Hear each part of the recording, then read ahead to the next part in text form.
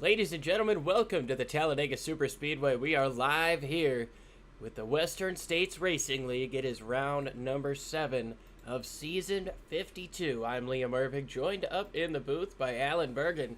Alan, how are you doing today? Liam, I am doing fantastic. 75 laps here at Talladega, and we got 32 drivers that think they can take the win here tonight. And Liam, I'm even up here in the booth, and I think I can take the win. Yeah, this is Talladega Superspeedway, the biggest, baddest oval in all of NASCAR. 2 2/3 miles in length. 33 degrees on the banks, and that track temperature sitting at 106 degrees could get these guys in for a little bit more slipping and sliding when the air pushes them around. 12 miles an hour of wind here today. A little bit of cloud cover, but not much. The air 77 degrees.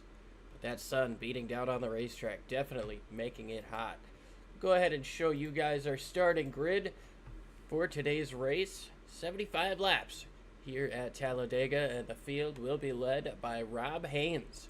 He's got Michael Milfelt Jr. to his outside, Butch Davis, Lyle Swearingen going to be starting in 4th place, and Kerry Cleaver starting in 5th. Ryan Steele in 6th place, William Fletcher up in 7th. 8th place is going to go to Christian Bishop, Dennis Fuson in 9th, and Chad Simpson in 10th place. Julian Ritchie and Bob Beltrami round out this first page.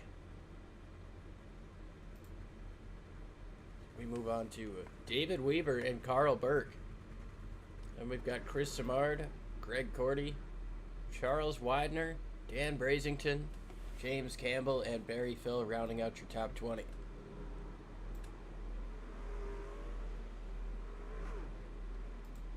Rolling off 21st will be Dustin Burns. Bentley Glazer will be starting 22nd. While Heath Smith will be starting 23rd. And starting 24th, JTW Justin T. Wilkinson will start at 24th spot. Starting 25th will be a name we haven't seen here in a while, Liam, and that's Andrew Schulte. Brian Barnes will start 26th, while Daryl Scott will start 27th. Todd Miles will roll off in that 28th position, while Scott Kukas will start in that 29th position. Starting 30th will be Keith Kelman, and Wayne Fleet will start your 31 truck starting field, as Nathan Brown has not taken the grid.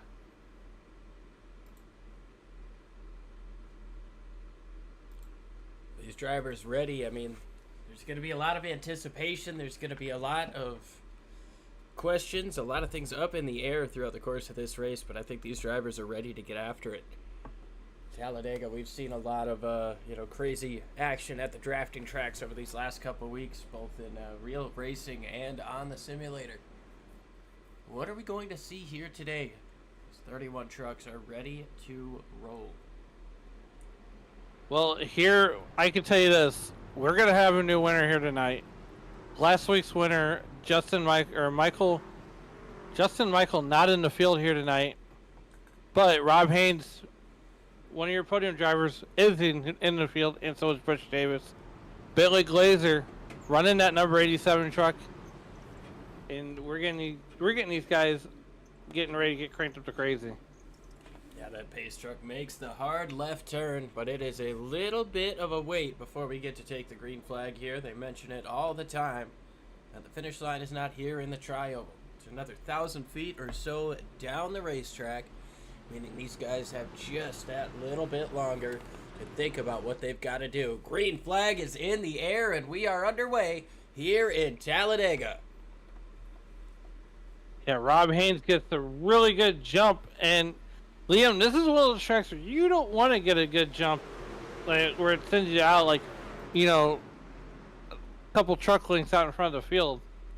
You want to stay tight to the truck right behind you, and we got trouble already, as it's showing us in the chat. Yeah, Barry Phil has gone sideways here. He stopped up on the apron. Not entirely sure what's going on there. We'll see if the caution's going to come out. Wayne Fleet, Scott Kukas, a little bit off of the pack. Barry Phil jumps to the pits. So we will stay green.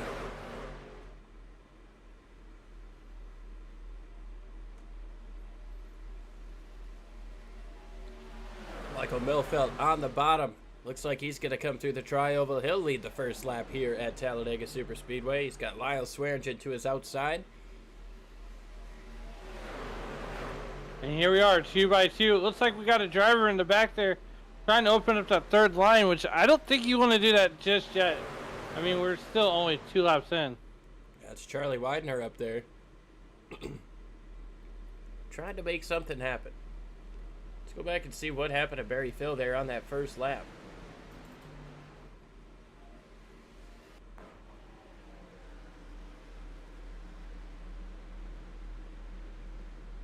Oh, man. I think he might have downshifted to the first and yeah, that could could have have been been third. a money shift right there. Blew the engine up. Fortunately, it looks like Scott Kukas got some damage there as well.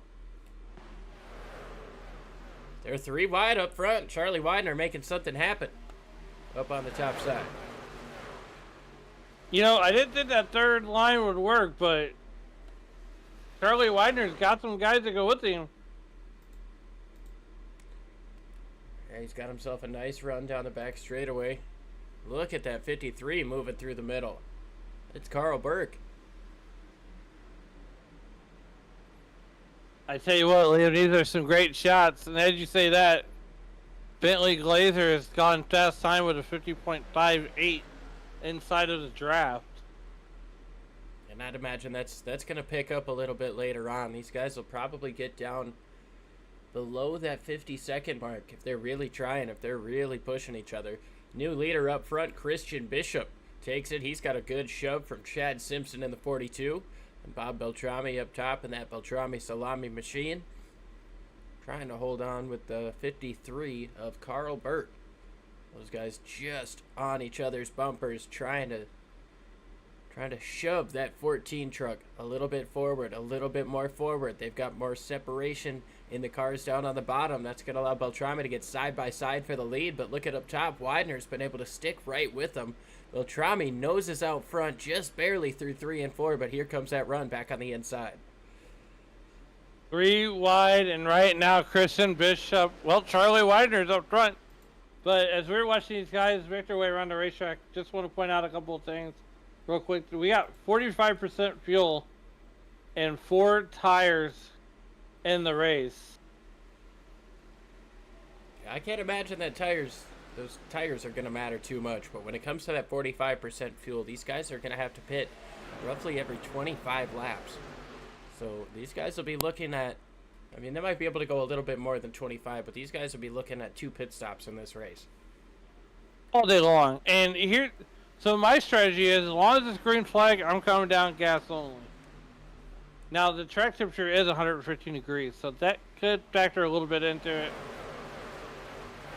A little bit, but Bob Beltrami out there looking, sitting there high, wide, and handsome, and he's got Carl Burke right behind him in that second car in line. 24 trucks in this lead draft, going all the way back to the 62 of Darrell Scott.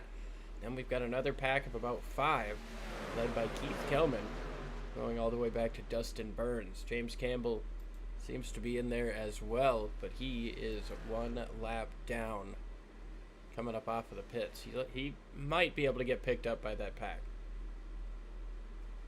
The best thing you can do right now is stay away, because these guys are going to come in a hurry. And they're 3 wide, and usually 3 wide in any other league will make me nervous. But this one here, these guys pride themselves on safety. And, you know, they're an open lobby. You know, you come in, you race with them. But they got a really good core group of guys that race week in and week out. And, I mean, Liam, you called many races that I've been in with these guys. Oh yeah, I mean these guys seem like an absolute blast to race with. They feel like they would really push you to be as good of a driver as you can possibly be. I mean, oftentimes they'll run through these races, you know, we'll exclude super speedways and short tracks because those kind of are what they are. But a lot of times they'll run through these races and not have any cautions, and they'll do that with 30 to 35 drivers. each and every week, and I think that's incredible. These guys, I mean, they've been doing this for 52 seasons for a reason. These guys know what they're doing, and we're lucky to be able to call them here on a Tuesday night. Charlie Widener holds on to the race lead. He's got Heath Smith right behind him, but Bob Beltrami tried to take the lead back on the inside. And Alan, so much different than Daytona. Look at how much they fan out. Look at how much space they use the next time they come through the tri-oval. Yeah, not a whole lot of room at Daytona, but this track is, I mean, you could easily, comfortably go 4 wide. I mean, 3 wide here is kind of like being 2 wide at Daytona. It's like, okay, well, we're 3 wide. But they'll be like that for most of the race, really. Oh, yeah. But I will say this, though, Liam, we're going to have to get you on the racetrack, because you called many races I've been in. Maybe we'll talk to Mike Devani and have him make a return to the booth, so you can make one of these races. Yeah, that'd be a good time. That'd be fun. As we're seeing some 4 wide action right here up in the front. These guys utilizing all of that space in the tri-oval, but one of those lanes, or about half of those lanes, is going to shift back up as they enter turn 1. Takes away some momentum up on the outside, and now the main loser in that was Greg Cordy in the 58. He's going to fall all the way back, along with, looks like Rob Haynes might be back there as well. Well, guess who's made their way up to the top 6, and that's Andrew Schulte in that number 81 truck. Yeah, he's doing a pretty good job. A champion a couple of seasons ago. Saw him up top pushing Charlie Widener for a little bit. Or trying to take the lead, rather, from Widener on the outside. And falls back in 3rd in line on this outside lane. He's got help from the 69, Kerry Cleaver, behind him. Things settling out just a little bit here at Talladega. 10 laps in. Double file up front. Still 24 cars in this lead draft, but a little bit more separation, as you can see, with that inside lane. Having about 10 more trucks than the outside. Yeah, right now we're at 10 laps in the 75 lap race here. And these guys are just, they're racing hard, but they're being smart. Unfortunately, if you're further back there in one of those secondary packs, you have to, if you will, work together. They're on the race radio coaching each other. And, when you watch Super Speedway racing, William, I'm going to point out a guy, Greg McConey. Now, Greg McConey, a teammate, former teammate here on Sim Racing Media of ours, and love the guy to death. But he's one of those guys that'll coach you while you're drafting with them. And that's what a lot of this league is, a lot of experience here. I mean, you don't have this kind of experience and not running 52 years. Well, not 52 years, but 52 seasons. Season. 52 years, that's a little bit before video games were to this extent. But we saw Heath Smith get up there and take the lead for just a moment. Not going to be considered or credited with a lap lead here. He might give it one more shot, but the lone 2 trucks on the outside, Heath Smith being pushed by Andrew Schulte. Everybody else has ditched that outside lane to go to the bottom. Yeah, here's the other thing too, Liam, to my point, and to piggyback off your point. I don't know if you've ever done this in gym class. You know what an Indian run is? I'm not sure. Okay, so an Indian run is you got all the runners in a single file line, right? Well, the back runner will sprint to the front, and they'll keep doing that right around the there's Heath Smith getting down in front to take the lead. He leaves Andrew Schulte all by himself. He is going to fall back until he can find a hole. Oh, he finds one right there. In one. And now the top 24 trucks are single file here with 12 laps complete this time around.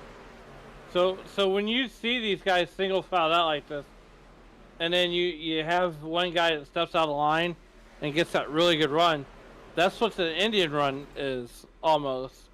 So the guy that steps out of line, he gets a good sprint to the front and starts leading the pack, and then they do that for however many times around that they go.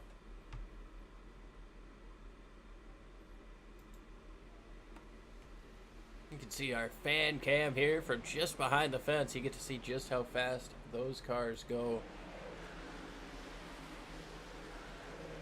You know, Liam, I almost went sleeveless for this race. Yeah. Almost. Oh, and here comes pit stops, wholesale pit stops. Beltrami stays out along with Richie, but who is gonna? Oh boy! Ooh, Fuson goes around. Goes the 11 of Fuson getting into the pits. He hits that inside wall a little bit. Well, Alan, that explains why everybody got single file at that point. 2 pit stops is an understatement. They're gonna need a little bit more potentially. Well, a lot of these guys, if you notice the pit times, they're going to take fuel only. I would. I don't think I would take tires. Not yet. Not unless we have a caution flag. Back up to the front. Bentley Glazer takes over the lead as Bob Beltrami gets swallowed up. Here we go. Trouble exiting the pits for Carl Burke. Oh no. Bentley Glazer, Bob Beltrami, Julian Ritchie, David Weaver, along with Christian Bishop, all into the pits. Daryl Scott.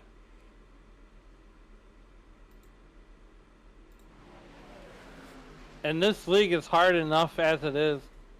You know, imagine this thing goes green the whole way, and you're one of those drivers that had a bad entry.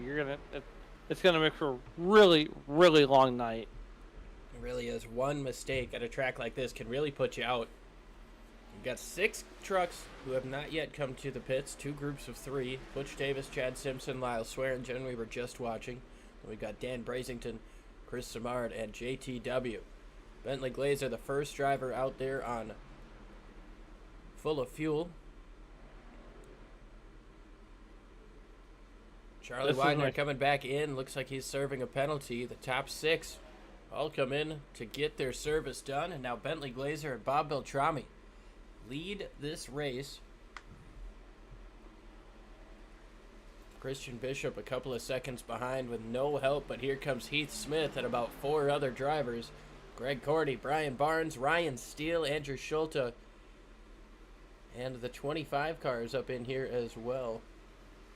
That is Brian Barnes. Used to seeing him in the 4. That's okay. He's in the 25 truck tonight. You know, and you know, I'm glad you spoke about that. So in this league, it's an open lobby. There's no passwords. You want to race, you come race, right? So you know, you might not get the number that you necessarily want. If you come in late, you might get whatever's left over. That's why you're seeing Bentley Glazer in the number 87 truck tonight, when last week he was in the 12. Well, here comes. It's not quite the pass for the lead as Bentley Glazer and Bob Beltrami are still out front of this group by a second.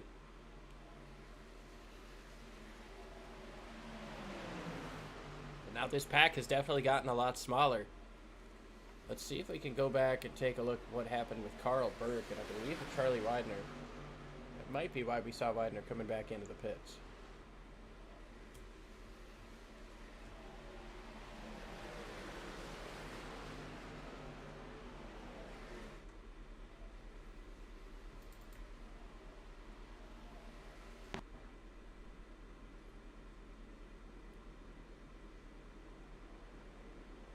Oh no. Carl spun the tires on the exit and got up into the 95.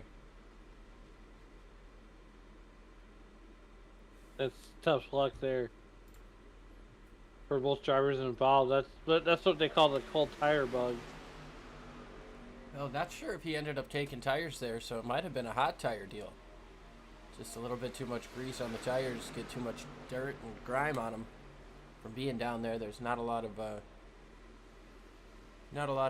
movement in the air to get rid of the dust and debris down on the apron of the racetrack. But look at this battle here in the front, Liam. I'm glad that the camera guy put it on this one. Bentley Glazer and Bob Beltrami just working together. Now I know when I ran this league, pretty regularly. Bob Beltrami was one of those guys that was hard to beat. So it does my heart to see Bob Beltrami in that number 14 truck out there in the front. He's looking pretty good down there on the bottom of the racetrack. Big push coming from the outside, though, with Heath Smith and Ryan Steele. Haven't heard Steele's name very much yet today. But the two drivers in first and second, Bentley Glazer and Heath Smith, they have combined to have passed 42 cars for position today.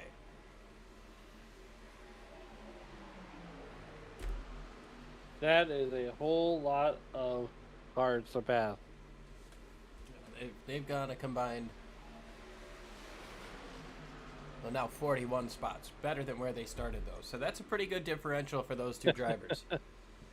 Now that top side separates just a little bit. Now it looks like the 97 of Richie is going to get up there. Ryan Steele moves back up. He's going to try to move to the outside of Bob Beltrami. You can see that second line just starting to form, but there's too much of a gap between the 58 of Greg Cordy and the number 14 of Bob Beltrami. He really needs to get sucked up in there and steal that spot away from Ryan Steele. Ryan Steele could force his way back down, but he's got some help with the one truck of Heath Smith. And there they go. Now that outside line is starting to gain momentum, and Ryan Steele is the leader of that pack, and he's getting ready to dump that one truck like a girl at the prom. Well, if he can get clear, he might have a chance, but Bob Beltrami closes back in on the back bumper of the 87 of Glazer. He's going to get a nice push, a little bit of momentum down on the bottom.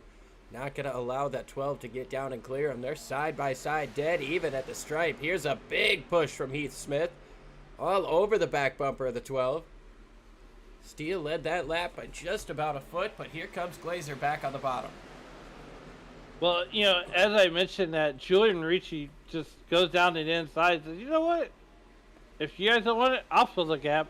And instantly makes Bentley Glazer a whole lot faster than he was when it was just him and Beltrami. I can tell you this, Liam, we were talking off air about, Sunday night, and Bentley Glazer definitely having a better run tonight than he did Sunday at Icon on the, at Daytona in the Cup car. Don't forget, on Sunday nights, you can check out the Icon Racing League with John Leach and Shane Cochran, the newest member of the SRM family, on Sunday nights on Icon. They're getting ready to start their first mile and a half of the season. So, and another thing, if you guys like what you see here on Sim Racing Media and you think, hey, it might be a little bit of fun, get out there and talk about racing. Join us. Join the crew. We'd love to have you. We're always looking for more people to jump in and do commentary, learn production, and just see a different side of iRacing than a lot of people get to see. I mean, either that or I could just wreck it at Talladega and bring in. That's not as fun.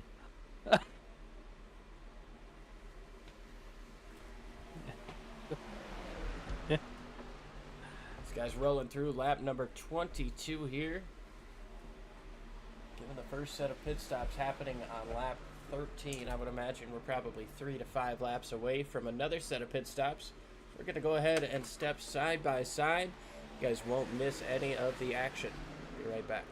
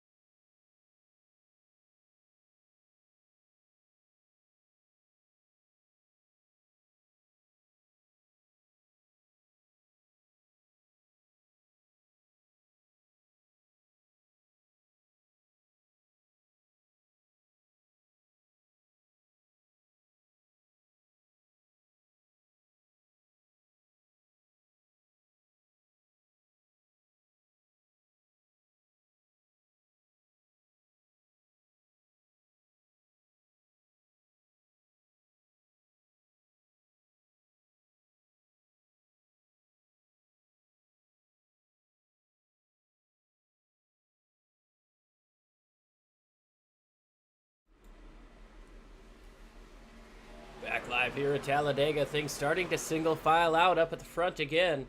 Have to imagine pit stops will be happening within the next lap or so. These guys getting as organized as they are. Nobody really wants to get up top and make a move. No, and I mean, look, we're only 25 in.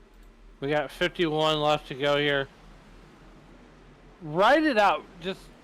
That would be my strategy here is just ride. Just log laps. You really don't want to push the issue until, well, 2 to go. And unfortunately for the 98 truck, Barry Phil wins the race at the beer stand tonight. So, as the motor, the engine, if you will, left the chat. So, tough luck for Barry Phil. But he'll be back next Tuesday, along with Liam and I, covering all the action here on Sim Racing Media. And, Liam, what a race this has been so far. Coming off an off week last week where these guys were in Indy cars, and now here they are racing trucks. Yeah, I mean, they've made it this far. They've been pretty clean but pretty competitive. At this point, we've seen a lot of lead changes, a few different names up front. Obviously, Bentley Glazer, he started 23rd in this race. He's now leading the race. He's got himself a couple of laps led, so he's going to be feeling pretty good about what his truck is capable of. Bob Beltrami, another driver, he started just outside of the top 10. He's going to be looking forward to trying to get that 14 truck out in front into some clean air. Julian Ritchie, another driver who started just outside the top 10, working in 3rd place, trying to bring that McConey setup shop Chevy Silverado to victory lane.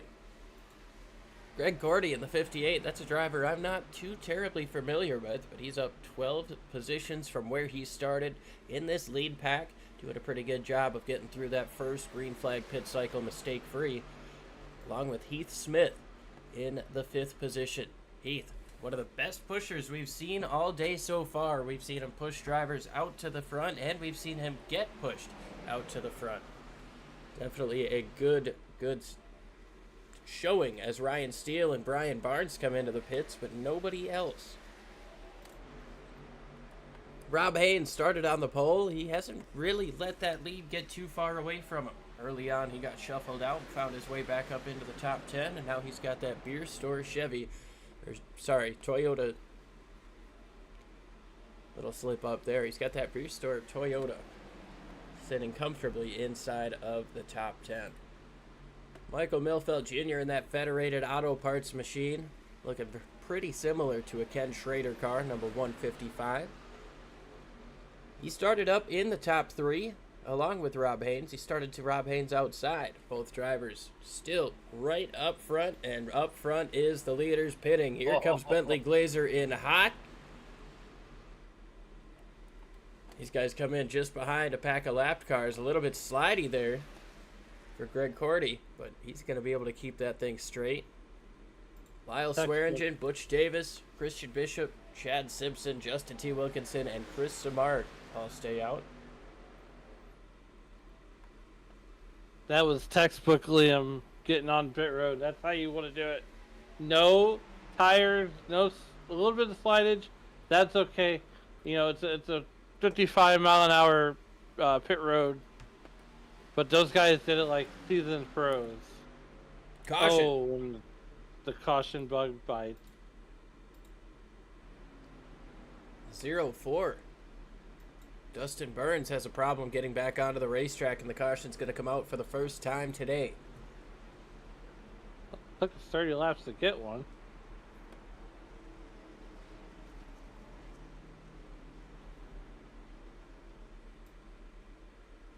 Don't think that truck is hurt too badly. It might just made a couple of guys' eyes pop out of their heads, but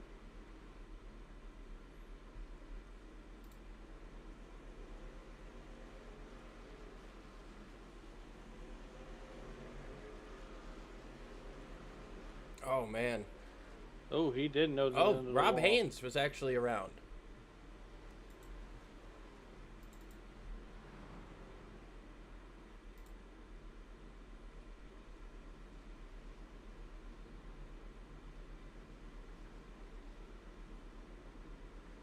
Oh, man.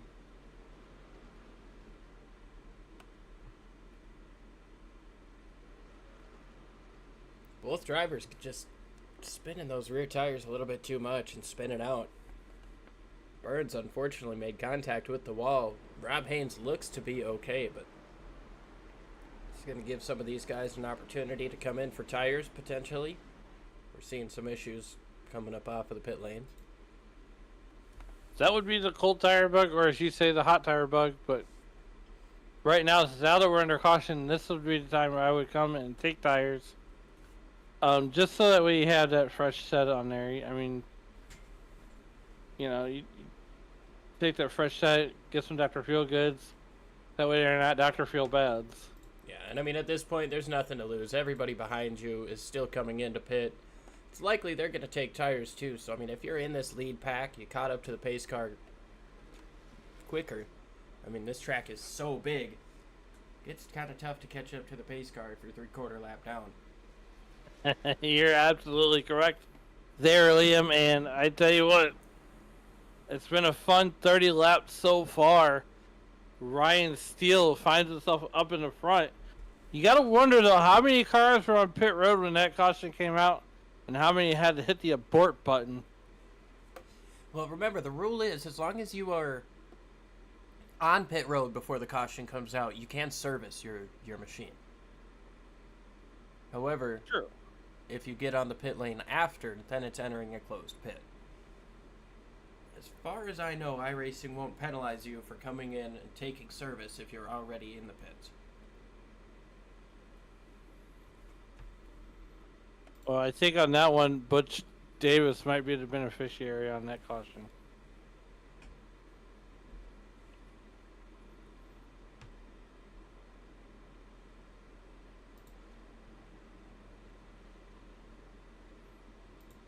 But nonetheless, we are working on caution number 1 here for cause.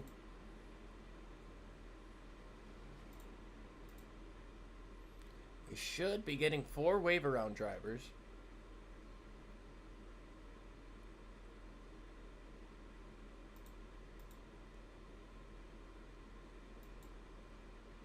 Well, 5 if we got James Campbell, but he's 2 laps down. Should be... I think we're looking at him. Oh, he's coming into the pits. Should be 4. My math is correct.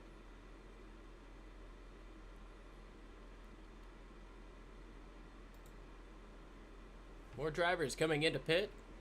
Under this, the first caution of the day. Just 6 laps shy of halfway.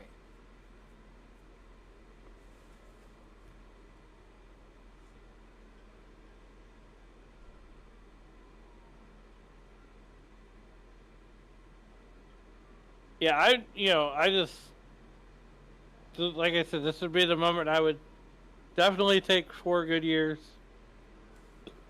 And then, I mean, they're got to make one more stop. It's inevitable. I mean, at this point, I might say it's 2 stops. I mean, these guys have 40 laps to go. We've seen them come in at, between 13 and 15. It's probably looking at 2, maybe 3. I would say the smart money's on 2 with this caution. Come in again about 55. Pit somewhere like 68. Yeah. Oh, I'm doing my math wrong. 45, 58.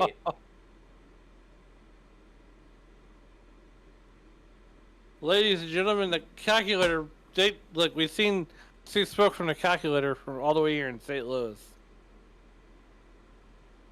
It happens. I would still trust my math over yours. But if you can go 15 laps from here and get to 47, go 15 more laps from there, get to 62, I mean, you're golden. If you go 14 laps from here, I think you're going to have to save a couple laps. We measure everything here in St. Louis, we measure everything in grams.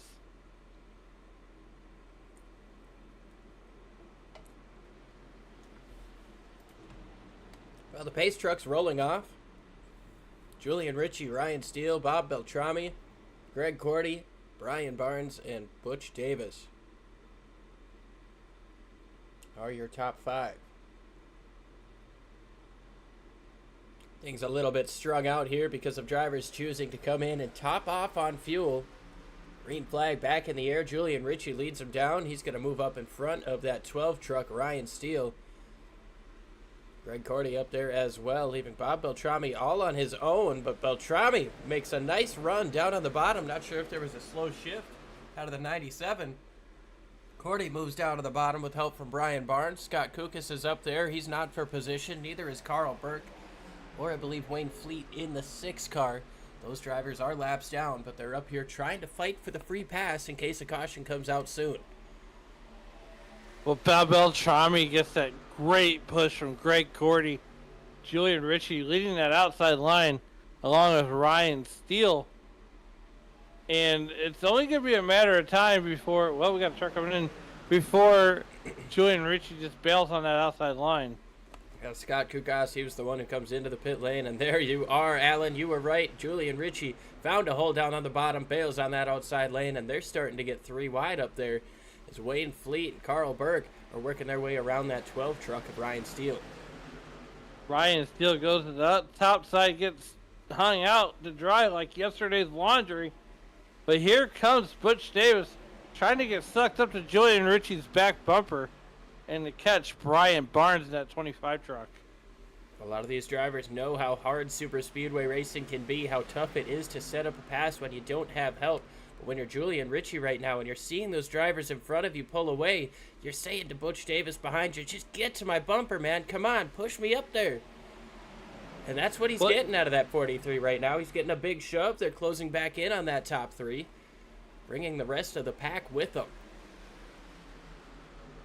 So here's the thing, Liam. You and I both have done a lot of speedway racing. It takes a lot of patience. Yeah, you're going to run fast in the draft. You're going to run fast times. But it takes a lot of patience to not step out of line and, just obliterate the inside line. But unfortunately, if you try to do that and the inside line's a little bit stronger, you're gonna be the one getting obliterated. Yeah, take a look at this gyro cam. There's 2 things I want to bring up while we ride on board with this 97 of Julian Ritchie. Just how much banking there is in this tri-oval and throughout the corners. When you go through this tri-oval, there's not quite enough banking to help your car set down into the racetrack. So that can make the back end of it very light. It can make it tough to hold on to. And if somebody gets into your back bumper in the wrong spot, it could send you for a slide that you really don't want to take.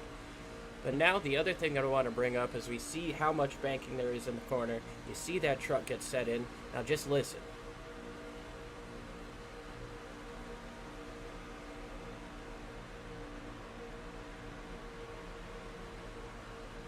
There's an awful lot of lifting going on in that 97, and I'm sure it's not just to keep himself off of that 25. I think he's got some fuel-saving action going on inside that truck. He knows what number he needs to make to try to get this on one less stop than everybody else. The question is, does everybody else know that number? Well, look, not everybody can do St. Louis math.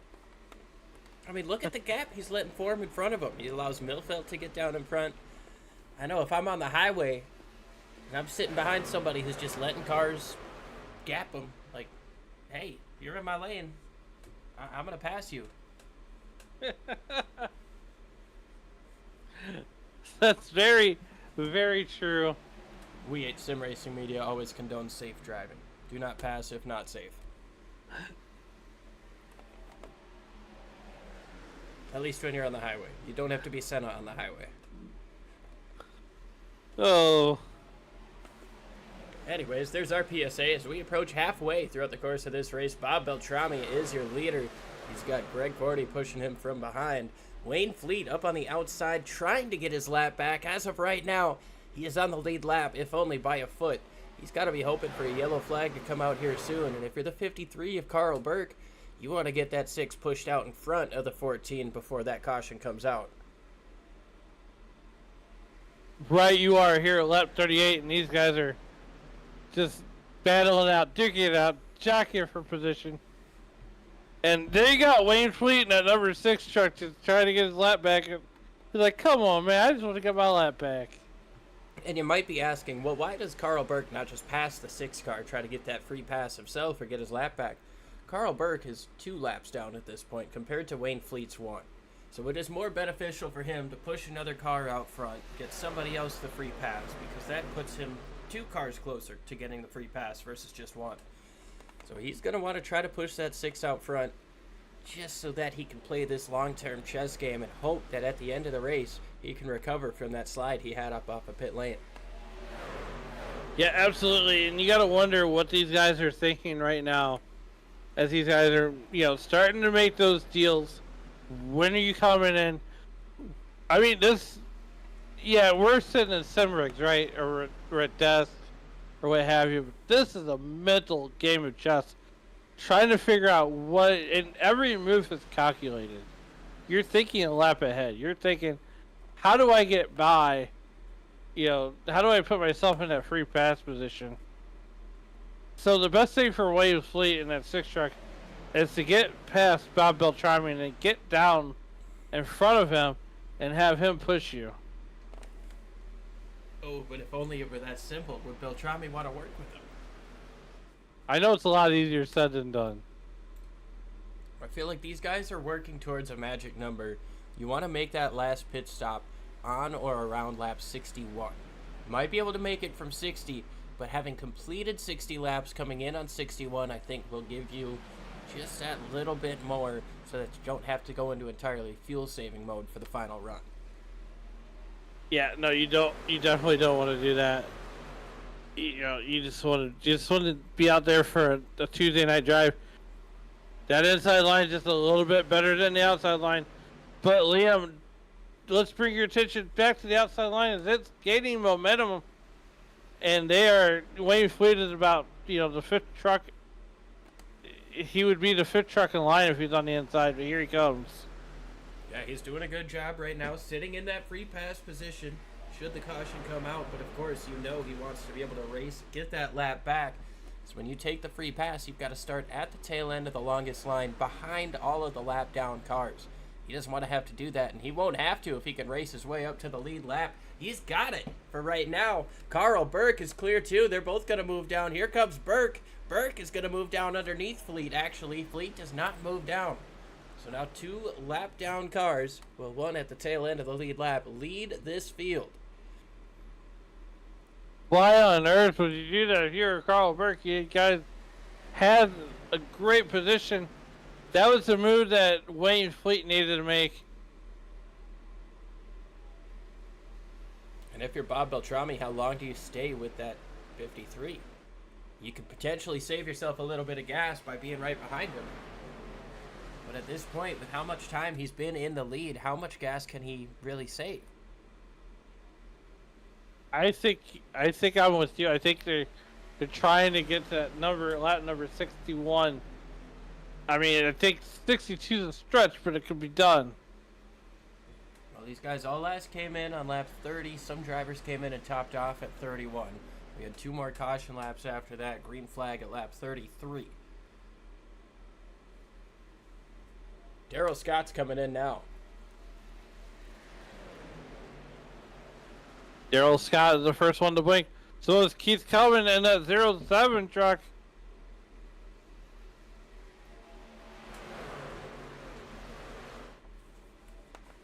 A lot of times, Alan, we talk about the money stop. You want to be the first to pit last, but this is not the case here. You want to be the last to come into pit to know you are as safe as you possibly can be on fuel. Oh boy, we got an absolute barn burner going on right now. Bob Beltrami probably driving the best race he has all season long, and he's one of those guys that know what his equipment's capable of, and he's got to be smiling from ear to ear. Charles Winder, David Weaver coming in along with Todd Miles trouble. and We got trouble. Ryan Steele. Into the wall goes Todd Miles.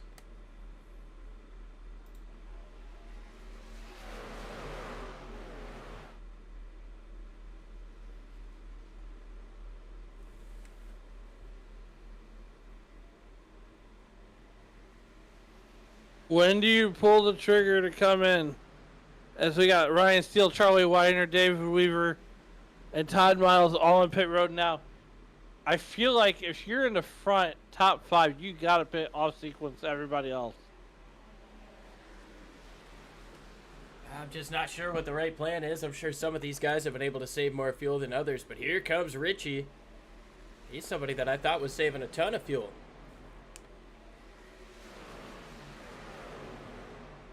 Run that thing half throttle, go on the Maxwell House strategy and get that thing, get every ounce of fuel you can get out of that thing.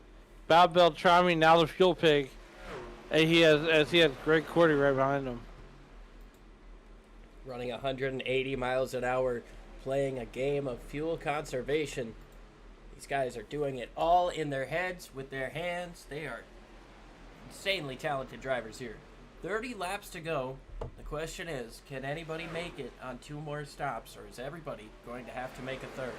Everybody who's had to come into pit so far is going to have to pit at least 2 more times. Here comes the race leader, Bob Beltrami. He's got 3 drivers with him. Looks like Fuson, Cordy, and Barnes. Well, we know where 40% fuel gets them. Yeah, I thought these guys were going to be able to go quite a bit further with 45% fuel. I was kind of thinking more along the lines of the Cup Series that can go about 40 laps, 45 laps. A very pleasant surprise here at Talladega to have so much strategy in play. Again, only 1 caution so far in this race as these guys catch up to Wayne Fleet and Darrell Scott. Split them and they're through gonna the middle. Let's say they're gonna wisely scoot out of the way. And here we go, more pit stops taking place. 6 drivers this time. It's Milfelt, Glazer, the 13 of Campbell. We've got Bishop, Schulte. I believe Dan Brazington at the back of this as well in that Cobalt Lowe's Chevy Silverado. Butch Davis holds on to the race lead. These are all the top 5, all drivers who came in and topped off at the end of that last caution. And that's when you saw the fuel strategy just kind of play itself out. There's Lyle Swearingen and that number 68 truck all over the back of Butch Davis. Yeah, and these guys, it's calculated. They're running pretty fast laps right now. Here they come. The top 5 comes into the pits. Swearingen goes in hot. They're going to be side by side as they get in here, but everybody looks to have gotten down to pit speed. So now Bentley Glazer came in on lap 46, just 1 lap ago. It's about a second over Michael Milfelt, who has help from Schulte. Here comes Bob Beltrami up on the top. These guys came in on lap 45.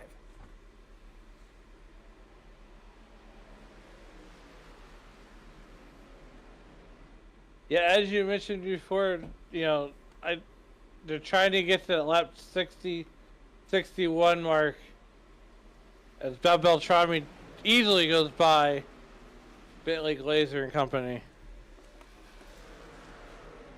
Well, here's the rest of the crew coming up off of the pit lane. It's going to be a little bit easier for these guys to make speed than it is at Daytona. You've got a little bit of banking through the apron here, but I just don't think they're going to have anything for this group. No, here comes Bob Beltrami and the rest of the crew with about 18 miles an hour speed difference. Here comes, that's the 55. JTW moves all the way up to the top, pushing Bob Beltrami to go through the middle. His push from Greg Cordy is going to get him to the lead. Brian Barnes going to try to follow those 2 through, but not quite enough momentum to get him clear. He's going to try to come down. No, he doesn't. He's going to stand pat there on that outside line, but he's got some help in the front of David Fuson. That's Dennis Fuson. I almost called him David.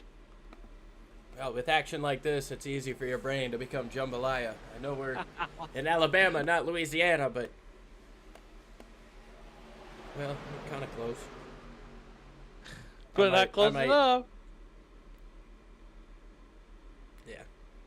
Ryan Steele puts down the fastest lap of the race, and I believe, yes, he's gone 49.79. Just that last time around. That's the quickest we've seen anybody. Second fastest is Dan Brazington with a 49.80 that he ran this last time around. Both of those drivers, the first ones to break into the 49-second bracket. We are down to the last 26 laps of this race here today.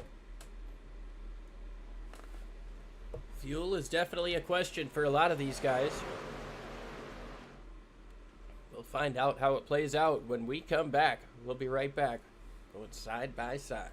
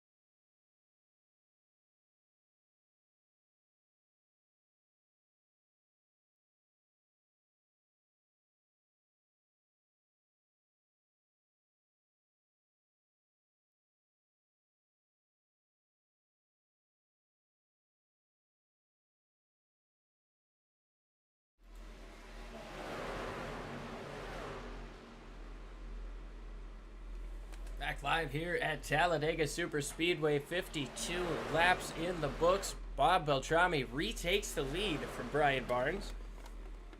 He's got a big push from Dennis Fuson up top, trying to change that. That's Brian Barnes in the 25. Here's the 58, making a huge shove down the back straightaway. Yeah, lap 52, 51 laps in the books here. Here comes Bob Beltrami doing Bob Beltrami type things. He's just leading this inside line. He's up 11 spots. I don't want to put the broadcaster's curse on him, but boy, he's having a good race. Yeah, anything can happen at these Talladega races. I have definitely found that out myself. You can feel pretty good about a race, and then half a second later, you're nose to the fence, maybe upside down, so you got to take the good when you can get it here. And Bob Beltrami definitely having a hell of a race, making them Beltrami Salami boys proud.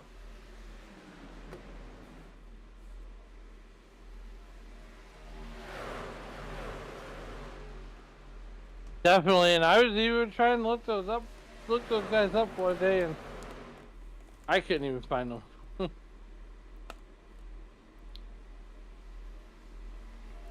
We'll get our hands on some of that someday. Might have to find them at a racetrack or something. We're gonna have to. Still side by side for the race lead. We are getting closer and closer to 20 laps to go. Tell you what, we don't have a 20 lap to go sponsor yet, but if you want to, we're open. Exactly.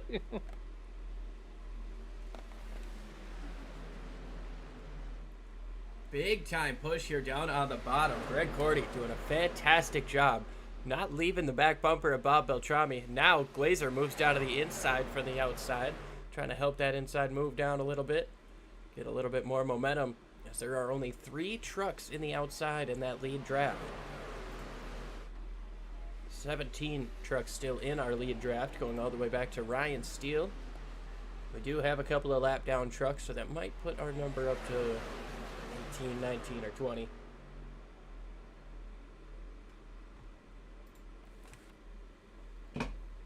I tell you what, we're 15 laps away from the end of this thing.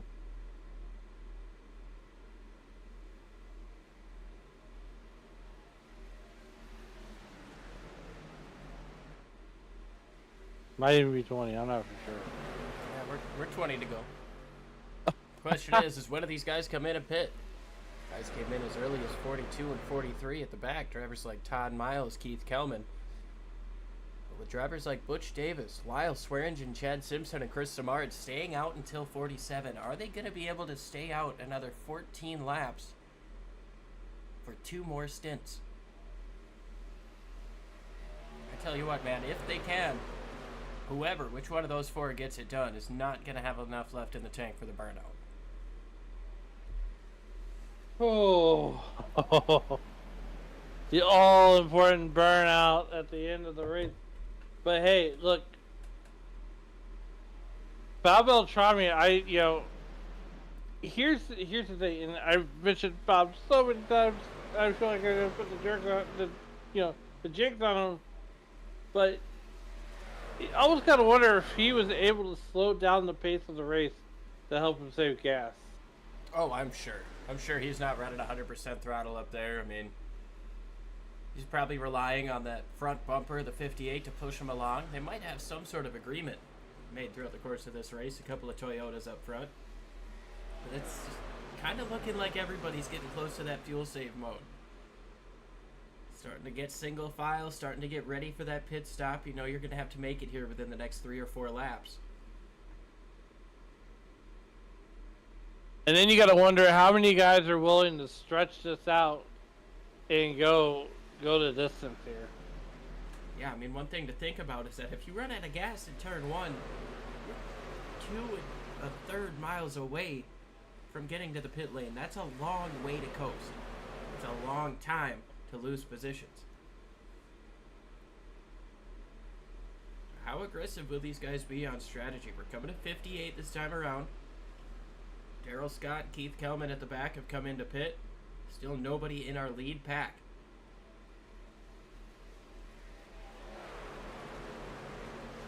We stopped trying to calculate gas mileage a long time ago. I'm convinced if these guys can make it,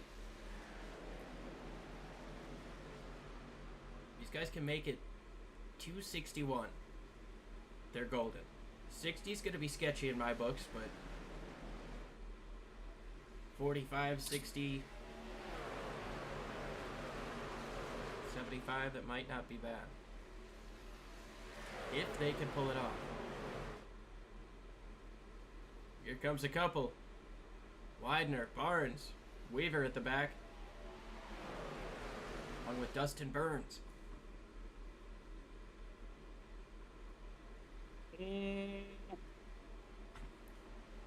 That might set him up to not be able to make it all the way to the end. I feel like the top 5 or this lead pack, I think they tried to stretch it out to at least 62. We'll see what these guys have. I mean, this is a chess match at this point. You don't really know what anybody's got, and I can guarantee it is silent on the radio. Dennis Fuson had a moment getting into the turn number 3. Here comes Beltrami. Oh, and here Cordy. we go. Julian Ritchie as well. Bentley Glazer stays out. Butch Davis as well. These drivers pushed it an extra lap, most of them 2, to try to make it to this magic number. Is this going to be enough?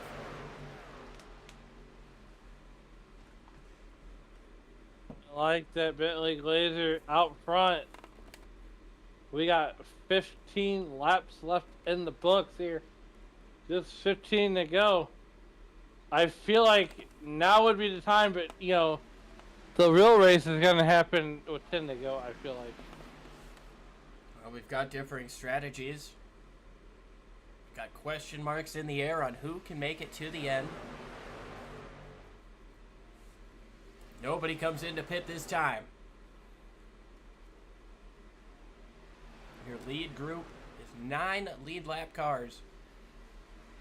Oh, big bump there.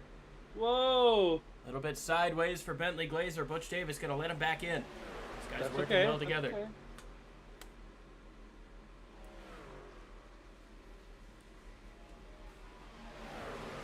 Look at Butch Davis trying to get him one here in Talladega.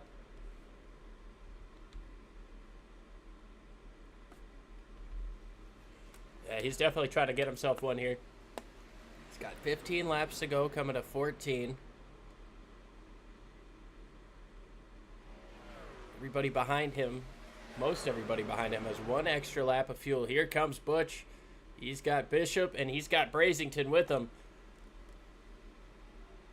Sorry, that was Bentley Glazer coming into the pits. Butch Davis stays out. He's got help from Lyle Swearingen. They're going to take it to lap 62.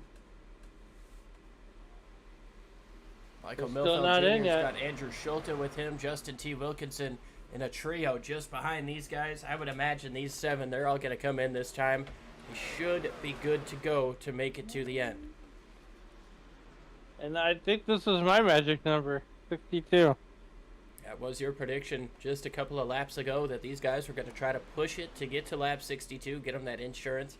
Side by side behind these 4, that's going to separate these 2 packs. And here to go. Leaders are coming in. Schulte was trying to push Milfeld to get up here, but Milfeld might have been sputtering on gas a little bit. So your lead pack comes in. Bentley Glazer, he's going to come out all by himself. Christian Bishop about 1.3 seconds behind. But here's Bob Beltrami with a huge head of steam. A big push from Greg Gordy. I like this strategy. He's going to go back up to the front. Beltrami last pitted on lap 59. Is he going to have enough fuel to make it all 75 laps? Bentley Glazer gets past easily. He's going to try to stay with this pack. Look at Fuson and Brian Barnes looking to the outside. Trying to shake things up here at the front of the pack. Not quite at the front. These guys are just coming out of the pits now. They've got themselves a nice head of steam, a nice gap here.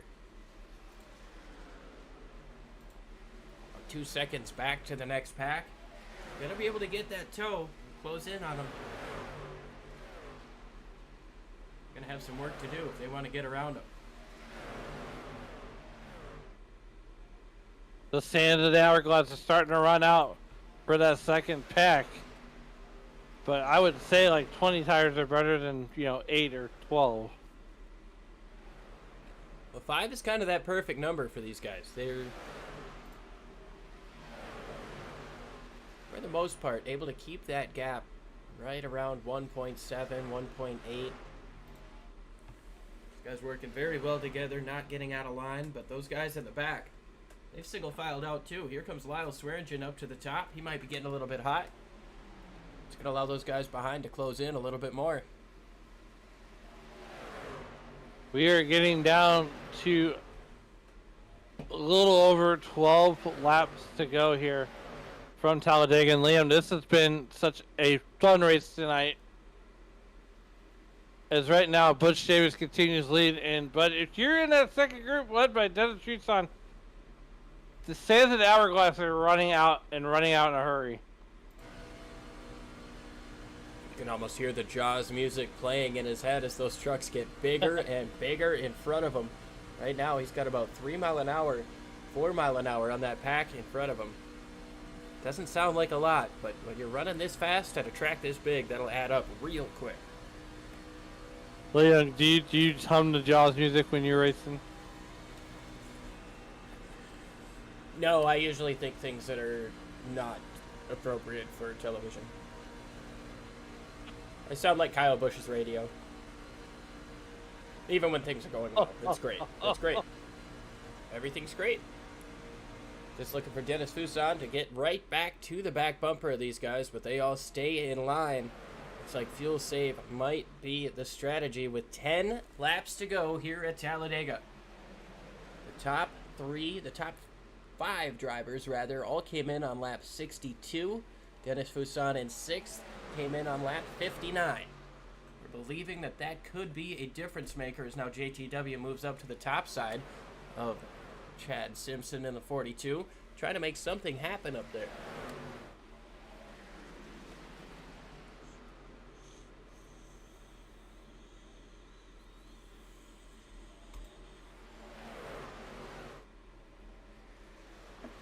Butch Davis leads Chris Samard. Justin T. Wilkinson on the outside with a huge push. He's going to try to take the lead this lap. Where in God's green earth did JTW come from? The front He was bumper like- of the 68. That's where he came from. Oh my goodness, here we go. We got, look, this is where it's gonna get really, really good. Now, you don't have time to be patient. You gotta go. Well, we've got some lapped cars in a pack just up in front of these guys. That could play a factor, depending on when these guys catch them. And if those lap trucks can stay with this pack, they could definitely throw a wrench in some of these drivers' plans. JTW on his outside. When's he gonna bail on that outside line? The line that's got him to the front. Here comes the inside line. Here we go. He's gonna bail. Lyle Swearingen, he's going to come back inside Whoa. with them. Leave Christian Bishop out to dry, and I bet Butch Davis doesn't really mind that right now. I think he's saying, all right, now I can check up a little bit, save some more fuel. Could that have been a planned move from these 5? They've still got a little bit of separation. Then Christian Bishop, who came in on lap 61, just one lap before the rest of the drivers in the top 5, he's worked his way up into 5th place. Right now, if you're Butch Davis, you're in the catbird seat. I would say that, 3rd place is right about where you want to be. Well, here they come on a small pack of lap down machines. How much is this going to affect the lead pack as you see the front 6 starting to separate a little bit from the rest of the pack? Could that be because the fuel numbers are different? I would imagine Maybe. those guys having pit 3 laps earlier. It's going to be a lot closer.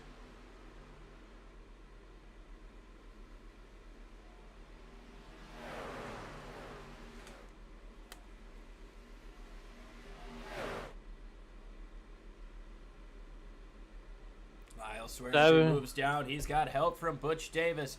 Davis cannonballs into the back bumper of him coming up off of turn number 4. That's going to launch him out in front of the 55 by a couple of car lengths. Here comes Brian Barnes coming into the pits with 7 laps to go. Could that be a sign of things to come? Well, we got a half a dozen laps to decide it. And right now, if you are Chris Samard, you are in the catbird seat. Right now, you're almost in that sweet spot, if you will. Right where you want to be at.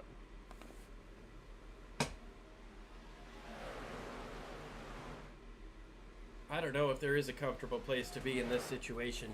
Everybody is so deeply entrenched in their own chess game, in their own minds. I mean, you're trying to sit here and figure out how to make your fuel number. Not to mention, you've got to figure out if anybody around you is willing to go with you if you want to make a move. How long can you wait to make a move? How long do you have to wait to hit your fuel number? These guys are all doing that at 190 miles an hour, going through 33 degrees of banking, and, well, they've just got 5 laps to go, so that decision-making process is going to become more imminent. Those calculations you've been doing for the fuel? You can just go ahead and throw that into the proverbial fire pit. Time for fuel save is over. It's go time. I think that might be the situation for these top 6 drivers. However, when we look back to Bob Beltrami, I mean, they're making some speed now, but they've just got a lot of separation between them and the leaders. There goes Darrell Scott into the pits. He gets out of the way. Wayne Fleet's going to come into the pits as well. Those are lap down drivers. 4 laps to go for Lyle Swearingen. I haven't seen that Diet Dew paint scheme very much, Alan. No, absolutely not, and I love it. He's always got good looking trucks, but he's got to make that truck about 5 lanes wide now. Yeah, we've seen how things can get when they get single file in the Cup Series. Once a move starts happening up front, it can really pull everybody behind you right up to you. So these guys are going to be trying to wait as long as they can to make that move.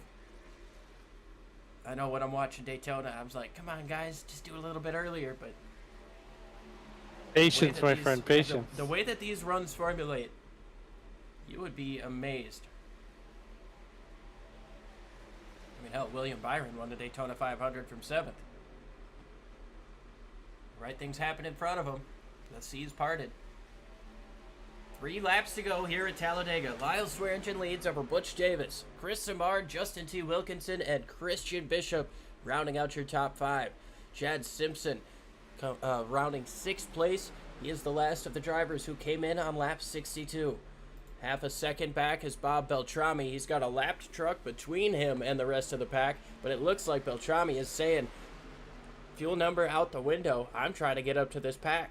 He's got Bentley Glazer right behind him. Glazer came in on 61, so he might be in better fuel shape than the 14. Here comes the 19 into the pits. He's going to get out of the way. We've got 2 laps to go here at Talladega. Popsicle sticks are in the air. Bob Beltrami could not make it. Tough break. But meanwhile, back at the ranch, here we go. Lyle Swearingen, Butch Davis, Chris Simard. That's your top 3. JTW looking to get in the mix. Bentley Glazer able to get up to these guys. He's running in 7th place. It's going to be a little bit of a task for him to get up there with no help on the outside. 7 trucks with a chance to win. Greg Cordy might be in 8th. He sits about a second back. He last came in on 59. Will he be able to make it another lap and a half? Lyle Swearingen holds on to the race lead over Butch Davis. Chris Simard in 3rd. So far, everybody staying neat and in line, waiting for that perfect moment to try to take the race win. As soon as we take this white flag, we are done with cautions for the day. They could crash anywhere, and we will not stop for it. 1 more lap to go for Lyle Swearingen. If you're Lyle Swearingen, you are telling Butch to push the ever-living snot out of that race truck.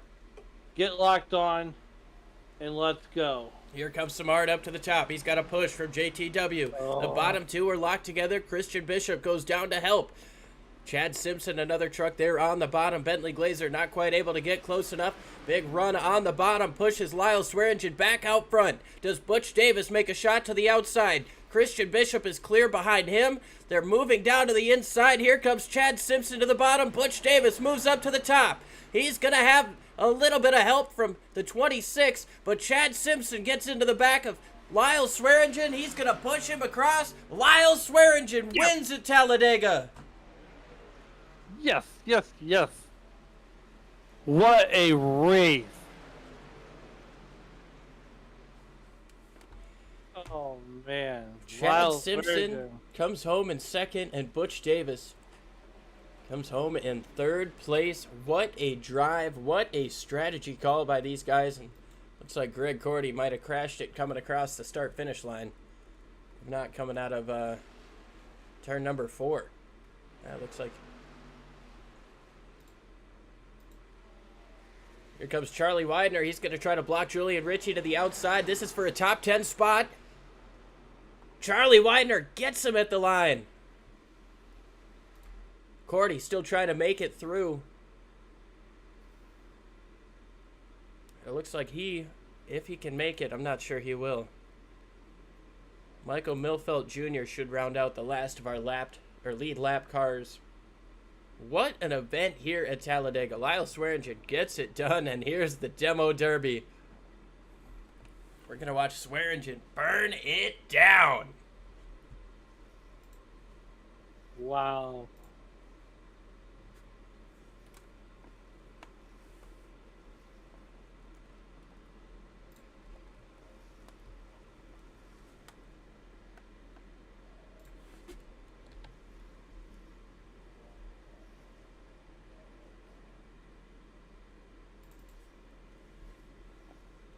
Go back and take a look at the pass, which was essentially the pass for the win. Getting into turn number 3, moves down to the bottom.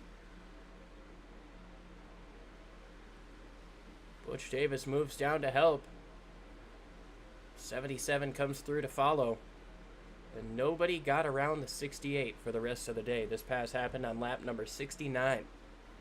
Bet he's wishing that he could have done it one lap earlier with the number on his truck, but I'd say he probably thinks this is pretty nice too.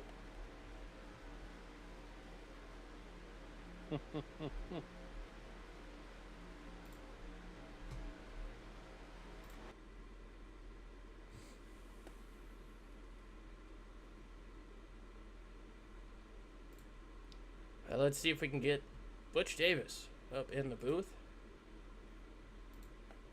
Hey, Butch, it's Liam and Alan up in the booth. You got a copy? Hey, what's up, fellas? Well, you had an absolute crazy shot there at the end of the race. Walk us through that last lap, or last couple of laps there, going green to the finish, and what does it mean to come home third place? Well, for what it's worth, I finished 4th. Justin just barely beat me to the line. Oh, did he? If you, I mean, All right, this could be a first. This could be a first for you guys. Everybody that's in the waiting room, bring them up. They're all FBR drivers. Oh, yeah? All right. All right, let's... Everybody in the waiting room. Yes. Am I allowed to do this? Should be able You're to. allowed to do whatever you want. Do it, man. All right.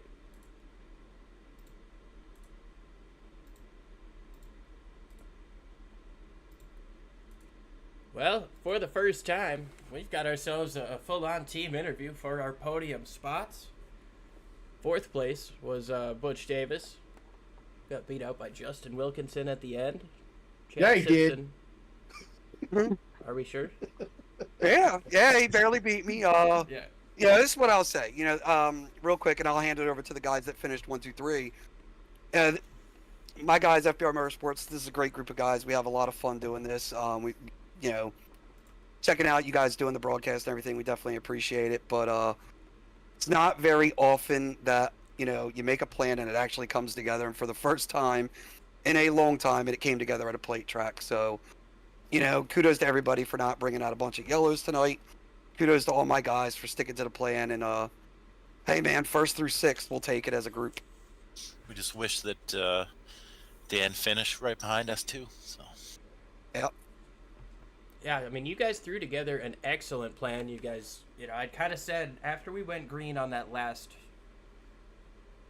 run on lap 33, I think if you can make your last pit stop around 60 or 61, you're going to be golden. You guys pushed it a little bit extra and went to 62. How much confidence did that give you in terms of being able to race hard at the end? A lot. That was the plan. We're able to push without having to worry about gas at all at that point. So the guys behind us that still needed another lap or two had to struggle to modulate the throttle because they had to stay full throttle to stay in our draft basically. So we were pretty much mitigating their fuel save. So that helped us a lot there. We knew that Bentley could make it to the end. Milfelt and Schulte were question marks. I think they ran out a lap early and weren't able to make it. So the strategy worked exactly as. For once, it feels like on a plate track. Yeah. We usually reckon each other on the play tracks, our teammates. Yeah, Justin almost wrecked me. He gave me a hell of a shot in the tri-oval, and I really thought I was going to die.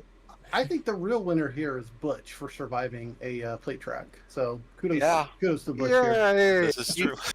I'm usually the first one that gets wrecked by one of my own teammates. So yeah, it was nice to actually finish one of these. I was gonna try to make a move on Lyle at the last minute, coming through the tri-oval, but I started getting a little bit too hot before we even got to the tri-oval, so I just had to pull up. I did not want to blow up and take my guys out, so that dropped me back a few spots. But hey, I mean, I'll take it. That would have been spectacular, though. Mm-hmm. Would have made for a wild finish, but you guys work together so well. How difficult is it to run through the middle portion of this race, running 3/4, half throttle, knowing that it's for the long game? I think the difficulty lies in not falling asleep. Absolutely. right there, because you know Amen.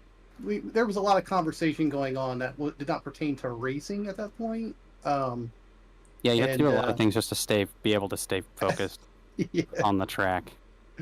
But no, in seriousness, it's we were talking strategy and when we wanted to pit and who was going to be around us when we did pit and Specifically, how many laps of fuel we all have all the time. yeah, that was on repeat almost the entire race. We're all just checking each other to see where we needed to be to put ourselves in a good position to have the result that we had. So that was a big plus that we could do that.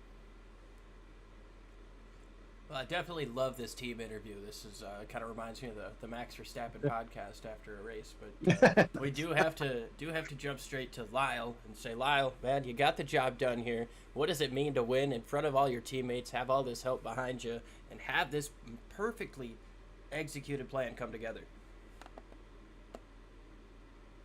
No, it feels really good that we can all work together like that and just be on point, know what the other one's going to do, could trust that they're going to do what they're going to do, and just especially on the pit entries when we're having to pit like that as a group, making sure we're all in our own little lane, making sure, telling ourselves we don't have to push the entry, just get in there, on speed, don't loop it, don't get ran over, any of that stuff. So I just happened to be the one up front at the time, and I mean, on these plate races, it's always a team that ends up helping you out when whoever the winner ends up being. Well, awesome stuff. I mean, you guys did a fantastic job throughout the course of the race. I mean, only one caution.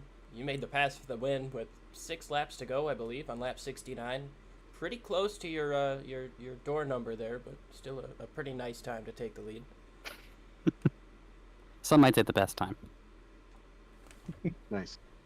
Any time's a good time when you That's get true. the lead from any track. If you hold on to it till the end. Well, awesome stuff. We can't thank you guys enough for joining us up here in the booth. This was a first here for Sim Racing Media, and well, I had fun. We're making history. Woo woo! Congratulations to all the FBR boys, but of course our podium. Thank you for humoring us. Yeah, absolutely. Of course, our podium, JTW, Chad Simpson, and Lyle Swearingen. Butch Davis, you get the shout out because you were close. Shout out to all my guys at FBR Motorsports, obviously. Our sponsors, FBR Simrig Accessories Creation Studios, SimMotion, VNM Simulation. I think Chad's got like Maradness and a couple others as well. Shout out to all of us guys that have families, that our families let us do this stuff. The guys at WSRL that put this on, Bob Otrami and whatnot. And to you guys up in the booth that broadcast this and put up with our shenanigans every week. Evil shenanigans. Yeah. Shenanigans. Well, awesome stuff. Congrats again to the FBR boys. Sweeping the field, pretty much. Thank you, gentlemen. Thank you. Thanks, guys. Thanks, guys. Till next time.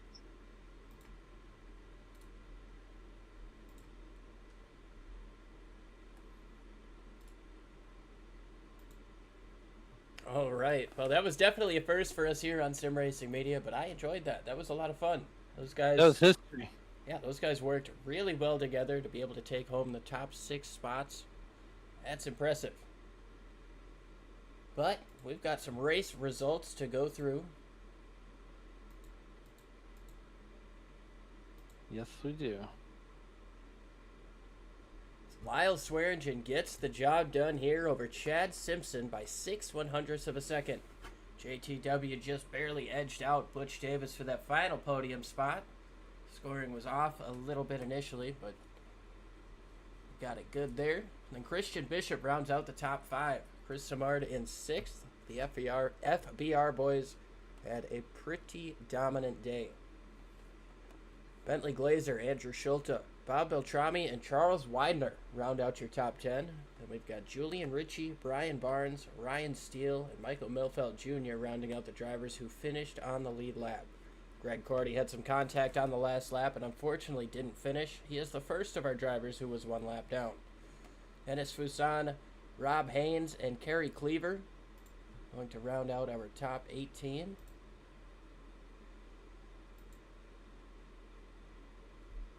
And we move on to David Weaver and Heath Smith to round out the top 20. Todd Miles, Darrell Scott, Keith Kelman, Dan Brazington, and Wayne Fleet. James Campbell, Carl Burke, William Fletcher, Scott Kukas, and Dustin Burns. And as Alan mentioned, the winner to the race to the beer stand was Barry Phil, unfortunately losing a motor on the initial start of the race. Fantastic action as always here in the Western States Racing League, and definitely a different style of chess game that we might be used to seeing at these super speedways. A lot of different fuel strategies, guys trying to hit their number, and well, some of them did. They made it very well. Yeah, absolutely, and I'm glad you brought that up because, you know, we saw a lot of different things go on, a lot of different strategies, but who would have thought that the FBR contingent would have swept pretty much the whole top 5?